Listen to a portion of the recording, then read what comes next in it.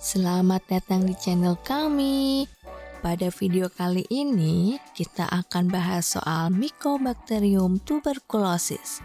Nah, sebelum kita bahas itu, jika kalian berkenan, subscribe dulu ya untuk mendukung kami agar lebih produktif lagi dalam membuat konten-konten yang menarik dan bermanfaat tentunya. Jangan lupa aktifkan juga loncengnya untuk mendapatkan notifikasinya. Pada video kali ini, kita akan melakukan identifikasi untuk mengetahui ada atau tidaknya bakteri Mycobacterium tuberculosis pada spesimen dahak atau sputum. Ada beragam cara atau metode yang digunakan untuk mendeteksi bakteri ini, teman-teman. Nah, yang paling umum dan sering digunakan di fasilitas kesehatan biasanya dengan pemeriksaan mikroskopis dengan sampel sputum atau dahak.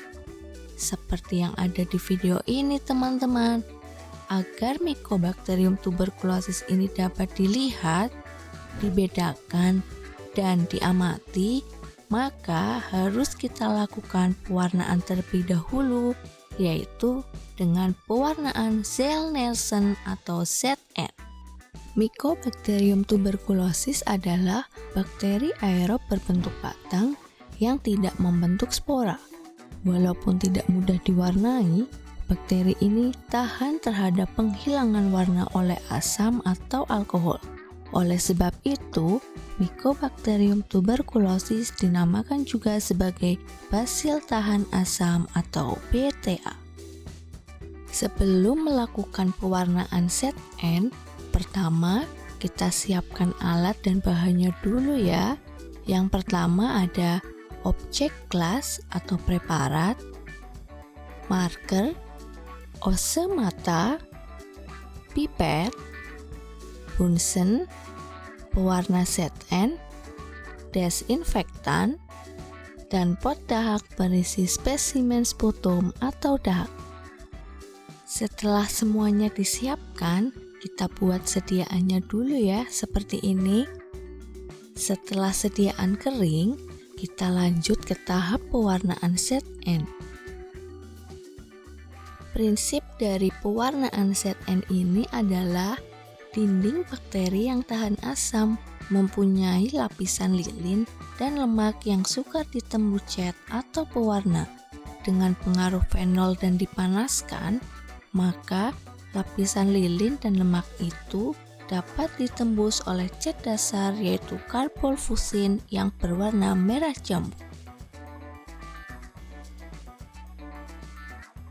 Pada waktu pencucian, lapisan lilin dan lemak yang terbuka akan merapat kembali. Pada saat pencucian dengan asam alkohol, warna dasar atau fuksin tidak dilepas, sehingga bakteri tahan asam tetap berwarna dasar yaitu merah jambu dari fuksin.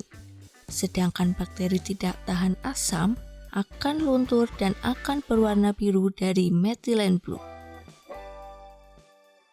Setelah sediaan diwarnai, barulah bisa kita amati teman-teman bakteri ini. Nah, ini dia teman-teman bakteri yang kita cari. Bentuknya batang dan berwarna merah jambu karena hasil pewarnaan tadi. Perlu kalian ketahui ya, bahwa Indonesia itu menduduki peringkat ketiga kasus TBC tertinggi di dunia setelah India dan Tiongkok. Dari data tahun 2018, tercatat 845.000 penduduk Indonesia sakit TBC. 24.000 TBC resisten obat, dan ada 93.000 penduduk Indonesia meninggal karena TBC. Kalau dihitung tiap jamnya, berarti ada 11 orang penduduk Indonesia yang meninggal karena TBC. Wah, mengerikan ya. Penularan TBC bisa terjadi ketika seorang menghirup udara yang terkontaminasi bakteri tuberkulosis. Bakteri dikeluarkan oleh penderita TBC saat batuk dan bersin, dalam bentuk droplet atau percikan lendir. Beberapa gejala yang timbul misalnya seperti batuk yang berlangsung lama, batuk berdarah, berkeringat di malam hari tanpa sebab yang jelas, badannya kurus, atau ada penurunan berat badan yang signifikan, demam, dan menggigil, nyeri dada saat bernafas atau batuk terkadang sampai suaranya habis, dan tidak nafsu makan. Nah, kalau kalian lihat orang, baik tetangga, teman, atau saudara memiliki gejala seperti itu, sebaiknya segera diperiksakan ke fasilitas kesehatan terdekat ya. Terima kasih telah menyaksikan video ini.